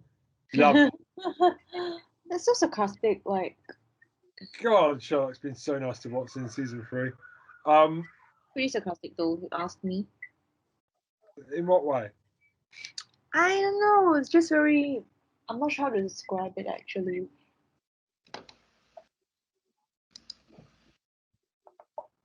I do love how Watson hungover asked Lestrade to be Whisper, And Lestrade just shouts, "Not really!" in his face.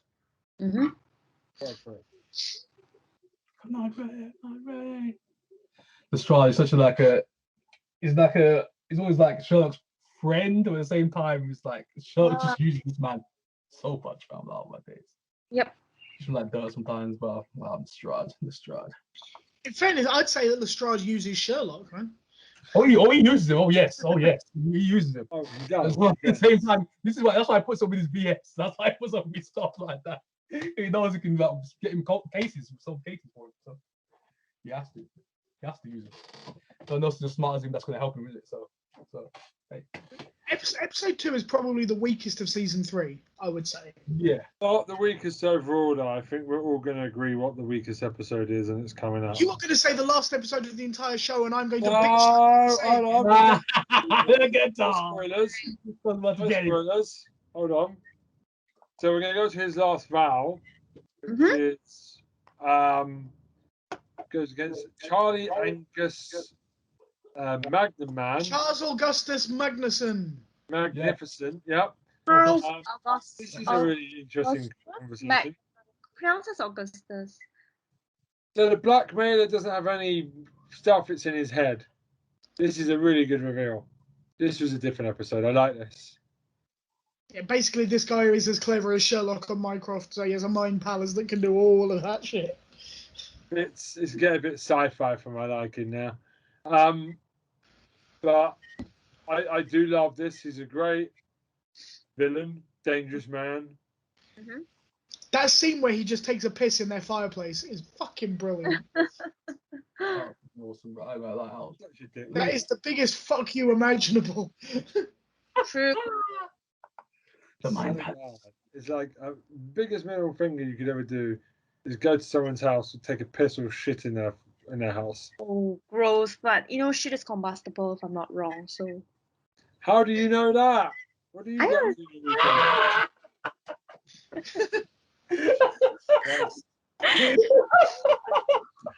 Tara Chloe. Life advice for Tara Chloe. Tara, how do you know that? What type of ex-boyfriend have you had to set fire to your feces for? Let's go. My head is hurting. Sorry, baby. What? I think it's combustible. It came out of nowhere. It's so random. Biomass? Biofuel? Okay, I feel like science class. Oh. Okay, I don't really know what I'm talking about. Like. I feel like each week we get to know a bit more about Tara. This is like a lot. Oh. I think Tara uses this as like therapy or something. I know. That's it. Yes, it is. It is. You're right. I'm giving me a third at the moment, right? Tara, I'm going to send you a bill in an email soon. Yeah, I want to cut. I want to cut this. Yeah, we're going to have to split 3 ways between me, Tom, and Troy because this is therapy time with the 3 T's. So, tell me about your childhood, Tara. Just sit back and just... Yeah, Just share that thing on hold for therapy time with Tara. Oh, I'll tell you why. Did it all start when you found your dream palace? Okay. Well, I'm actually dealing with a third right now, so. God. Yeah, How far down the rabbit hole are we going before I stop this? Do I have to... Are we going to have to make this an explicit episode because of your talk about flammable shit? Oh, sorry, killing me. Give me a hit. Oh, my days. Oh, it's killing me. Freak. The derailer is what I'm going to call you. That's your wrestling finishing move, the derailer. Right. Okay. He's lost now, guys. He's lost now. He's lost now. Here we go. Okay. Yeah. By the way, you could call it Major Pierce, your avocado, or Daryl Wacker. How about that, folks? Right. I love the bit where the mum has a go at them and she asks them, "Are you smoking?" And Mycroft and Holmes like, "No." And Sherlock goes, "No, it's his Mycroft's." Yeah. That's funny. I mean, we've discussed this before, but I absolutely love the fact that the parents of Sherlock in this are actually played by Benedict Cumberbatch's real parents. Yeah. I think that's one of the funniest things. That's brilliant. Wonder they look alike. Yeah, that's actually his real parents. They're both Yeah. actors. And she's a And pretty so good they were actor asked as to do the well. show. And she's a pretty good actor as well. That's the main thing. It's Yeah. incredible. You know?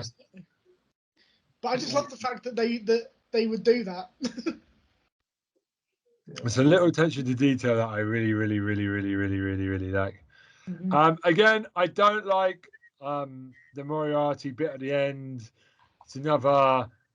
It's Just just. thread of Moriarty in there again. I feel like we've moved past Moriarty. But the books never fully move past Moriarty, so why should the They TV? never do. I know, but it kind of feels like we can't move forward.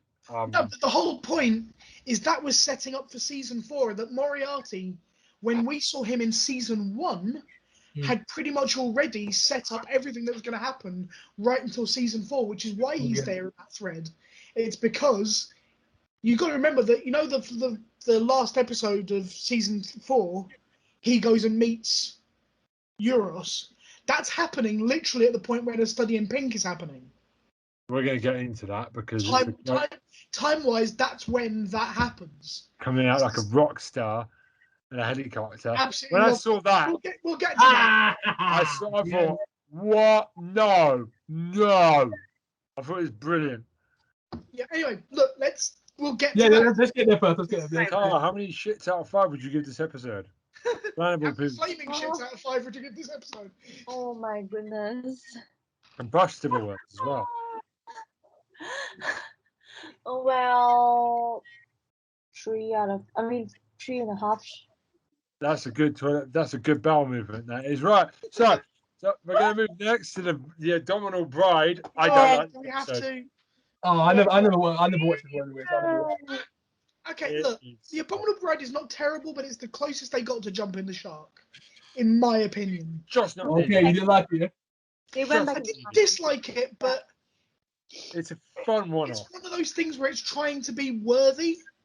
Yeah. And it's like if you don't know the story, basically the whole idea is obviously at the end of season 3, the Moriarty thing appears on the screens of "Did you miss me? Did you miss me?" and all that. No. And the whole of this episode is actually, it turns out, it goes back to the time when the original Sherlock Holmes stories were set. So it's set in the 19th century. Yeah. And there's a woman who shoots herself in the head and then comes back late that night and shoots her husband, and she is the Abominable Bride. Yep. And She faked her death. so basically, it turns out at the end of the episode, that it's Sherlock using his mind powers to try and work out how Moriarty's come back after shooting himself in the head, and seeing whether it could be real or not. So it ties in beautifully.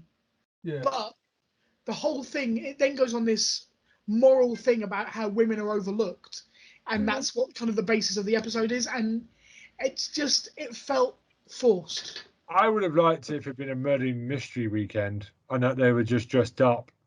Yeah.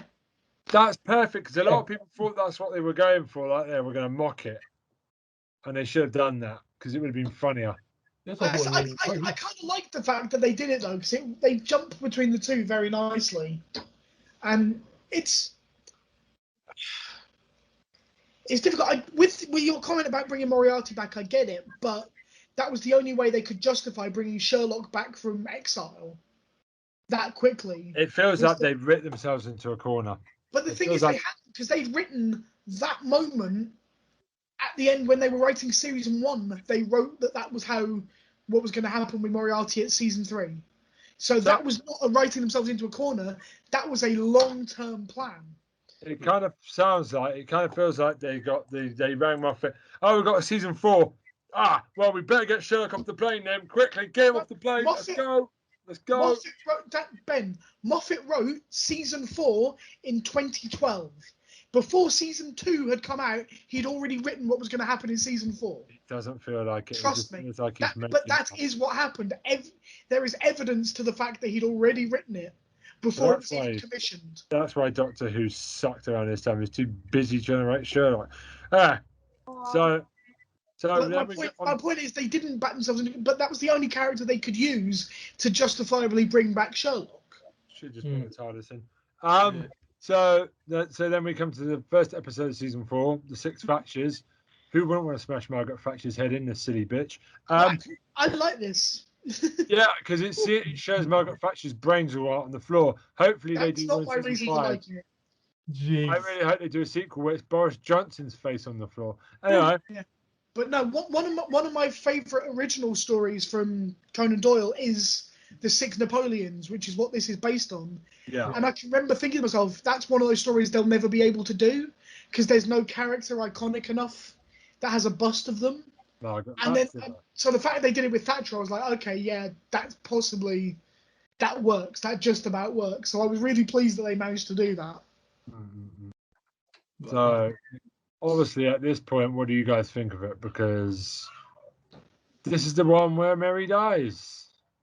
I didn't like the way she died, but I thought it was a good She should have thing to died. take her out of it. I don't like the fact she died. No, I don't mind the fact she died. I didn't like how she died. I don't feel like we really spent a lot of time with Mary. That's the problem with Sherlock. There's so few episodes.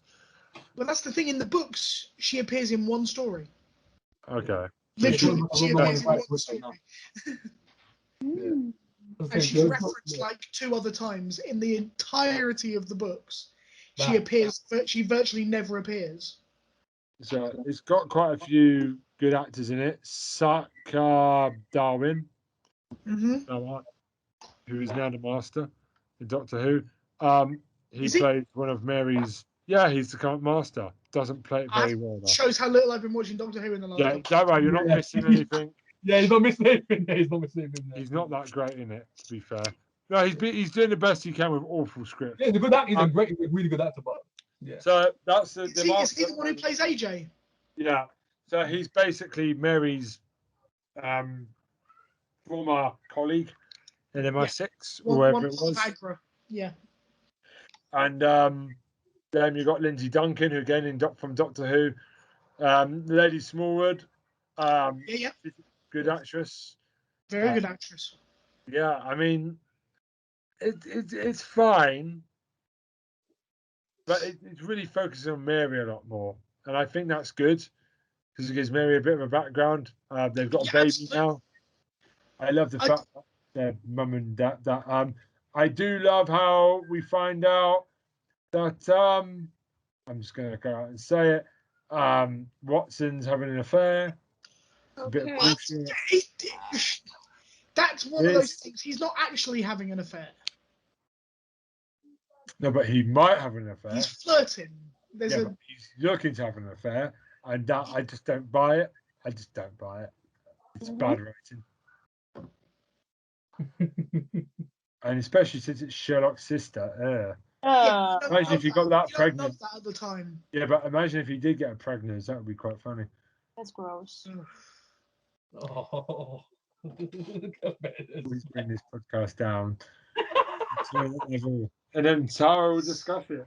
No, I just kind of felt like she had a nice final scene with Sherlock, but I just kind of feel like the baby's cute.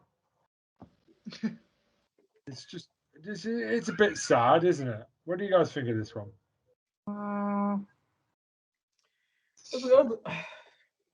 One should always use protection. Bulletproof vest.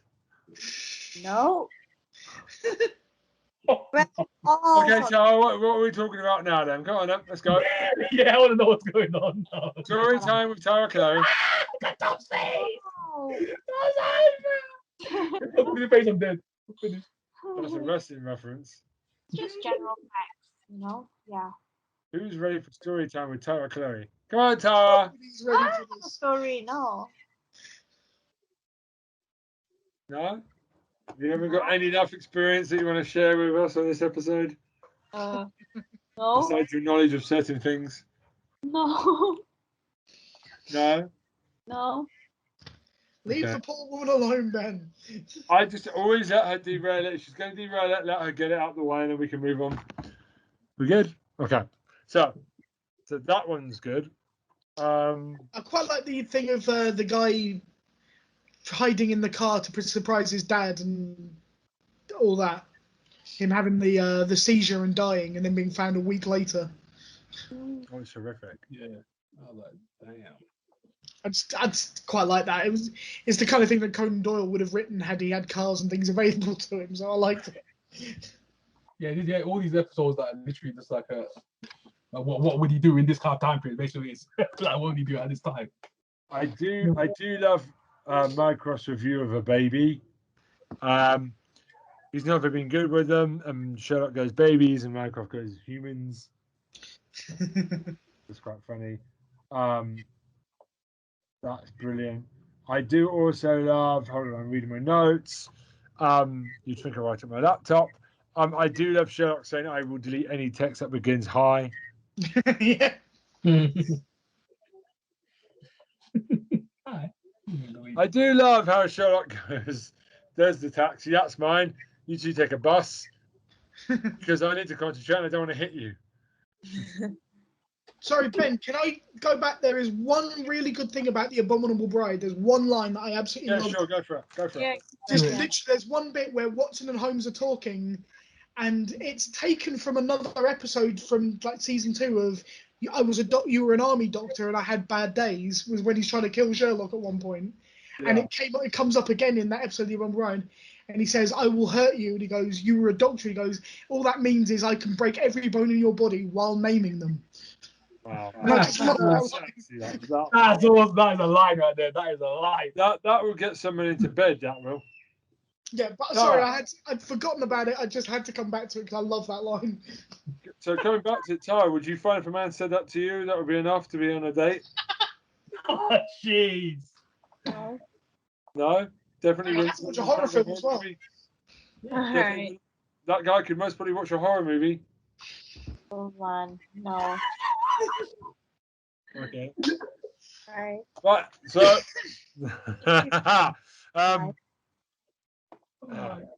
Oh, in 15 minutes time, it will be 3:07 a.m. Wow, we're gonna keep going. So. Oh, it's the witching hour. I know, but you're a witch, so it's fine. Witching hour. Oh, So snap. we're gonna get on to 4.2. What is it called? The Line Detective. The other panty sniffer looking guy, Toby Jones, has turned up now. So Sherlock goes up against the powerful and person Calverton Smith. Jimmy Savile. He could play Jimmy Savile in a biopic. No, Ben, that's to take that back. I absolutely love this episode. Tom's not even any more of my jokes because he's just used to it. Okay, so Immune to it, but Toby Jones is fucking brilliant in this episode. It's undeniably brilliant in this. awesome. Toby Jones is the beast. It's an over-the-top episode, but I do enjoy it. Also, the fact that you never know whether Sherlock is hallucinating or not or on drugs is brilliant. And going for a walk around London and basically spelling the word "fuck off" because he knows Mycroft's going to be looking at it. That's it. What do you think? Man, detective, man. Toby Jones, the legend, bro. Hey, anything that I haven't seen one bad thing with Toby Jones in it. I haven't seen one thing. I haven't seen it. Dad's Army, the movie. You went there, Tom. Went there. Okay. All right. He was the best thing about that film, I'll grant you, but he was bloody. Yeah. Well, his performance, I should say then. Yeah, there we go. His performance was fine. Here we go. There we go. But yeah. Dad's Army, classic right there. But the thing about Toby Jones and Phil Davis is they could have a really creepy brothers film where they just creepy perverts. I'm going to script that and send it to them, I think. Oh, you're savage. You can do the most sniffy, you can do the most creepy face. Which one use a pair?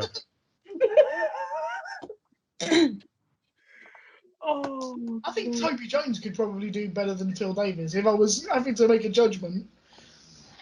Right, he can go with Paddy McGuinness and we can find out which one of them is the most creepiest man on TV. So, I'm just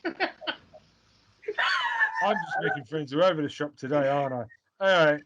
And Lee from Steps is another one who looks like a creeper as well, so we're going to put him in there as well. I'm making enemies. Please stop getting us potentially sued, Ben. Exactly, he's gonna get us been destroyed out here.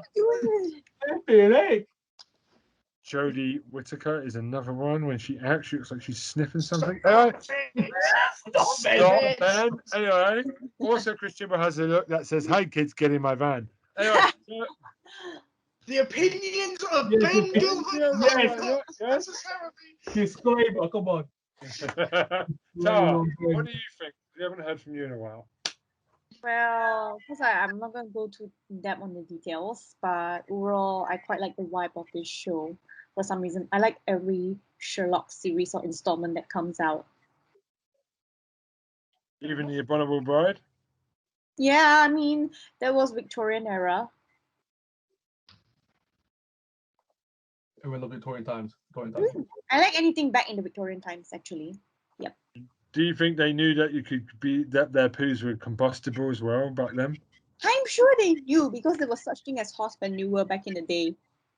Do you know what is biomass or whatever energy? It's never mind. I am talking nonsense.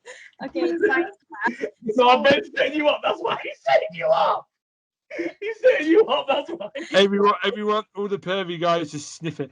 Yeah, Pervy Jones, you go, Phil Davis. Oh yes. Sorry. Yeah, I like. Oh So, would you want to see a 5th season though, Tara? Yeah, I guess it's all right though. Yeah, it's your 5th season, but every season is so short. I don't know why. It's a I think it's good because it means it's punchy. Even when it's not great, I think having 13 episodes is better than having hundreds. Because it means, as Tom said, it's very tightly woven. Even if I don't always agree with Stephen Moffat's thing, having such a small episode count means it's very doable. Yeah, it's concise. Pretty short, concise. Rewatching it has been fun, actually. So a lot higher for me. Because like Tom said, you can kind of see, if you go back and watch the whole thing, you can kind of see how they've staged it. Yeah. So that's my favourite bit. I mean, for me, the interesting thing was I started looking. It was in season 2, they suddenly started making references to east winds and things. I was like, okay, so that's when they'd come up with the Euros idea.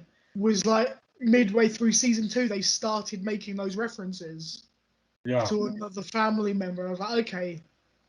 So they had mapped out like 3 seasons worth of ideas at that point. And I like that. The fact that, and at the time, they seemed like really insignificant little comments. Yeah. Just Mycroft being a bit of a dick.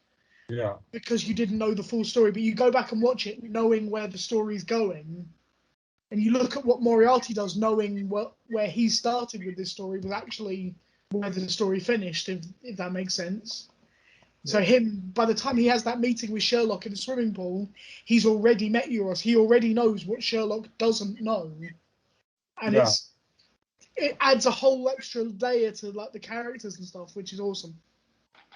But we do need to talk about that final episode, Ben. I know you don't want to. Yeah, no. It's coming. I love it most of the way through. I do love it all the way through. When Mycroft's sister turns up and Sherlock's sisters turn up, it's really cool. Love the bit with Moriarty at the beginning, dancing like a gay boy. Because we never know. And I like he's like a rock star. This one's got more stamina, but he's less tender in the afterglow. Yes. I love how dangerous she is. Yeah. Yeah, I love it all now. I still think the fact that Sherlock is trying to play the violin for her after all the bitchy stuff she's done is a bit ridiculous and embarrassing. That's actually, I was reading up on this today. That's actually 2 or 3 years after the end of that episode. So it's been a long time. Wanky. It's not like the next week. Still wanky. But it's been years of them building a relationship. They need to make that clearer then. Yeah, but I didn't know that. But I didn't have a problem with that. I thought, you know what? He's understood that she was a child and she's never got over that point in her life. And she's been stuck in this place. So how was she ever going to grow up? All she could ever think of was that her brother had caused her to be stuck. Her brothers had caused her to be stuck in this place. So of course she was going to be vengeful. And I think Sherlock, being the more humane of the two brothers, accepted that. He didn't like it, but he'd come to accept and understand that that's where she was. That's why she was where she was. Yeah, It wasn't because she was inherently evil. She just had the mentality of a 7-year-old and had never had to go any further than that. I don't hate it as much now. No, but you used to. I know you must have rewatched it recently to Yeah, be. but rewatching these calm things sometimes can lessen it a bit. But can I just say that Sian Breek is fucking brilliant throughout the entirety of season 4. Woman who Yeah. plays Euros. I really truly did not clock that she was playing 4 different characters in that series. No, I I didn't. should have done. That's good acting. There. She does it so well, and I actually rewatched that a couple of days ago, and I was thinking, how did I miss it? And then I was watching the body language and the way they shot it, and I thought, yeah, they do everything they possibly can to kind of protect her, but also her entire body language is so different in each of those characters that unless you're really looking, you wouldn't think. And it's beautifully done, really well shot, really well performed. So yeah, fantastic actress. I'd never heard of her before this, but wow, she is just on another level. And so, how's her acting besides her looks? How's her acting? She's a great actress. She's fantastic. Well, she plays 4 distinctly different characters that you don't notice are the same person. That's pretty fucking impressive. You've done really well there because you kind of jumped over my joke. Well done, Tom. You didn't get flustered. I've got no intention of getting flustered by you, Ben. Exactly. Yeah, exactly. Tom was like, nope. Not happening. Not happening. You're also the one, though. Yeah. So what do you guys think of it, Tara and Troy, of the last bit before we wrap it up? Last episode, the season. Very well done, Euros. Quite a plot twist, I guess. Didn't really expect it. Oh, go on. I'll let Tara talk. Yeah, I mean, I didn't really expect it, to be honest. But I guess every Sherlock installment is actually different in a way. Yep. I love the bit at the end where they're running into the camera,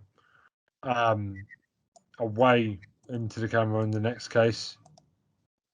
Yeah. Yeah. The superhero that one. entire montage at the end showing them getting on with life. Yeah. With the audio from Mary over the top, I think that worked really well. I do find it funny. I've seen a YouTube video, alternative end to season 4. It's basically Sherlock bumming Holmes.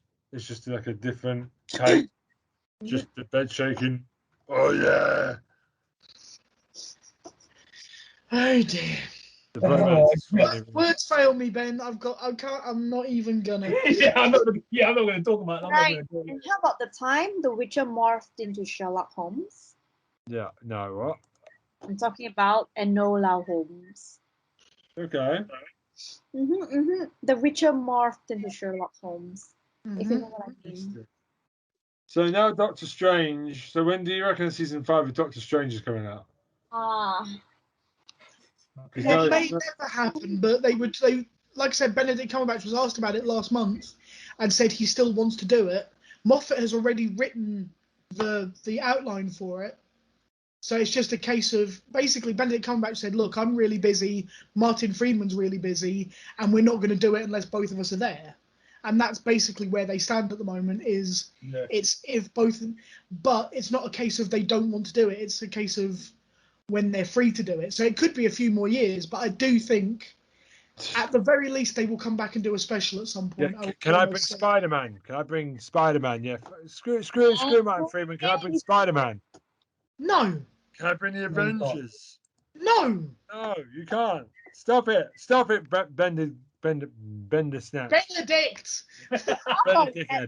Benedict. How about Batman? Stop it. So, okay, before we rock up, Tara, I'm just going to give you, I've got a few more names for your avocado. Okay. Dick Naylor. No. Big John Packer. Nope. Major Titan. Nope. Titus Butts. Dick Bulge. What? Dick Bulge. Oh, gross. No? No.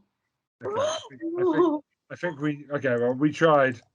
No, you tried. Yeah, exactly. We tried. How about Clover Diamond? So that's a woman's name. What? No? Okay, what do you just say? I'm giving you porn star names for your avocado. My avocado doesn't do porn. How do you know? I Jen know. Raj? He sits here in my room every single day. I work and I look at him. What about Brandio Hooters? What? With lots of sparkle? Oh my goodness. No, we're done. Jeez. We're done. Please Okay, stop, right. for the love So of God, that's stop. the Sherlock special done. Oh. I work hard to make you guys laugh while we're doing this, right? Keeps you awake. Right. So, where can we find all you sick people? Oh my gosh. I'll let you guys go first. Go ahead. Tara, you go ahead. You go ahead first. Where can I find you? YouTube? Wake up, Tara. Okay, right. If you like to see, hot Asian stuff and Asian beef cake, please check out my channel below. It's called Chloe's channel. If you want to see an Asian witcher that starts with W and ends with an O, please visit my channel. Okay, he's releasing a new song and he took out his shirt and I'm gonna do a video reaction. Okay, thank you. Bye. If you want to hear shitty Nightwish album reviews, Oh, here you go. if you want to hear Disrespect really to good one of the reviews, greatest bands, metal band of all time. Finnish metal band of all Symphonic- time from Troy Symphonic Salmon. metal You go, Troy.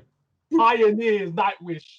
My reaction channel. Hey, let's Shitty go night. 101. Check me out. Pop culture, rock music, mainly Nightwish. One of the best metal band of all We time. apologize for the So, metal. that's me done. Okay. There you go. Twitter and Instagram. You know to find me. Go. I'm done. And the opinions of Troy Salmon about Chimed and Nightwish are the. Oh, no. We opinions ain't of doing that here. anyone's We do not choice. do that here. We do not do that here. No, we don't do that. Yep. No, Yeah. we don't do that. Tom, where would you like all the hairy men to send their love letters to you? What did you just say? That silence was golden, bro. He's got the beard of Kevin Owens and the hair of Kevin Owens now. Kevin Owens trip. What that is like? Man. Not a bad way. You've got the face, you've got the beard and the hair of Kevin Owens, brother. That is like a compliment. He's about to stun you, Ben, real quick. He's gonna give it a stunner. So, I'm waiting on an email. Where can people email? Square Eyes Syndrome Podcast at gmail.com. There we go. Lovely. So we're done. Me and Tom have not argued about Sherlock and Stephen Moffat, which is lovely.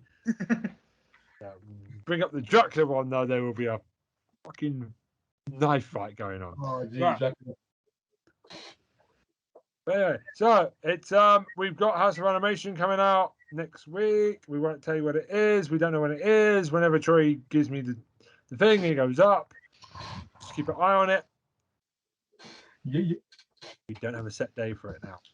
Just pop it in the middle of the week whenever it is. Okay, Pappy. It's all good.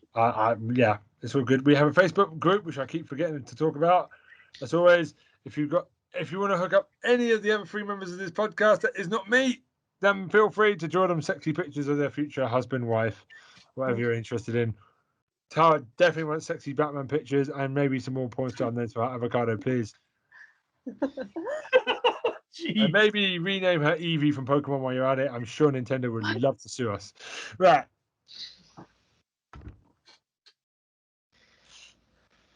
Okay, so it's goodbye from me. Everyone gets disappointed in Bye that. from me. And bye from me. Bye for me. Wow, this was fire. It's been a lovely evening with you guys. Thank you so much for your time. Oh, that's awesome.